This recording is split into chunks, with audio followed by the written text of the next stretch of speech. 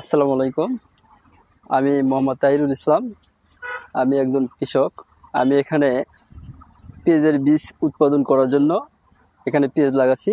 আমাকে সহযোগিতা করেছে মশলা গবেষণা কেন্দ্র শিবগঞ্জ বগুড়া থেকে।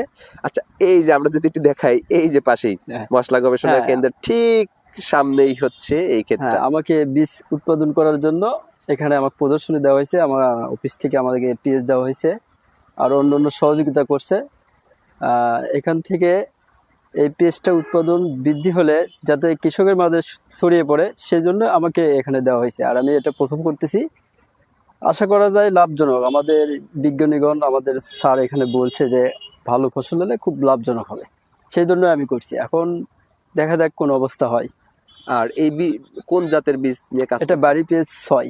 বাড়ি পেজ 6। হ্যাঁ, আচ্ছা, আপনার এখানে নিয়মিত আসে কৃষি কর্মকর্তারা? হ্যাঁ আছে। স্যারেরা যে কোনো পরামর্শ দিচ্ছে, মাঠ পরিদর্শন করে যাচ্ছে, বা যে কোনো সময় আমি যাচ্ছি, যাই সেখানে তারা কথা এই যে বলতেছি। আপনার মোটামুটি যে ফলন দেখে তো বেশ সবাই খুব খুশি। তো তারা কি বলতেছে, কেমন আশা করতেছে? আশা করতেছে যে শতকে 3 কেজি বীজ উৎপাদন হবে। আচ্ছা, বর্তমান যে পরিস্থিতি আছে, যদি আবহাওয়া কোনো সমস্যা না হয়, তাহলে আশা করা যায়।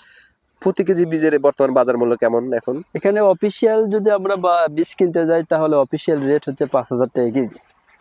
আচ্ছা, তারা মনে করতেছে সামনে এই জাতটা বেশ ভালো করবে। হ্যাঁ, বাড়ি পেজ 6 অনেক আগেই নামছে। এটা কৃষকের মাঝে ছড়িয়ে দেওয়ার জন্য এখানে তো শুধু গবেষণা হয়, রিসার্চ হয়। এখান থেকে ওইভাবে বেশি বীজ উৎপাদন করে যে কৃষকের মাঝে একবারে তুলনামূলক বেশিভাবে দেওয়া যায়, এটা যদি বাইরে থেকে বীজ করা যায়, তাহলে এটা আরো বেশি ছড়িয়ে পড়বে। বাংলাদেশের যে পেঁয়াজের যে বাইরে থেকে হচ্ছে আমদানি করতে হয়, এদের নির্ভরতা যাতে কমে আসে, সেই জন্য কৃষকের মাঝে এগুলো ছড়িয়ে দেওয়ার জন্য চেষ্টা করতেছে মশলা গবেষণা কেন্দ্র। আচ্ছা, এই এই এই আপনার এই পেঁয়াজগুলা মানে সাইজে কেমন হয়? এই পেঁয়াজটা আমাদের দেশি পেঁয়াজ, যেটা আমাদের এলাকায় যেটা বলে যে তাহিরপুরি পেঁয়াজ, হ্যাঁ। তাহিরপুরির চাইতে এই পেঁয়াজটা আর একটু বড়। আচ্ছা, দেশি পেঁয়াজের চাইতে একটু বড়, সেম কালার, প্রায় সেম। এই জন্য ওটা, মানে স্বাদ গন্ধ সব দেশের মতো? হ্যাঁ, দেশির মতো কালার, কিন্তু দেশি পেঁয়াজের চাইতে এই পেঁয়াজটা একটু বড়। একটু বড়, মানে হ্যাঁ, ফলন বেশি হবে। ফলন বেশি হবে।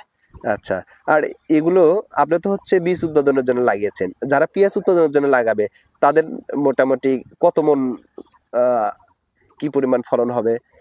দেশি পেঁয়াজের চেয়ে কতটুক বেশি দেশি হওয়ার পেঁয়াজের সম্ভাবনা? চাইতে অনেক বেশি হবে। দেশি পেঁয়াজ যদি শতকে 1 মণ হয়, এটা 3 মণ হবে, ও আচ্ছা, এরকম। এত ফলন হবে? হ্যাঁ, এটা ফলন ফলন তার বেশি মানে হবে। কৃষকের জন্য, পেঁয়াজই বড় হবে, যে এত বড় বড় পেঁয়াজ হবে। মানে কৃষকের জন্য বেশ লাভজনক হ্যাঁ, হবে। লাভজনক হবে।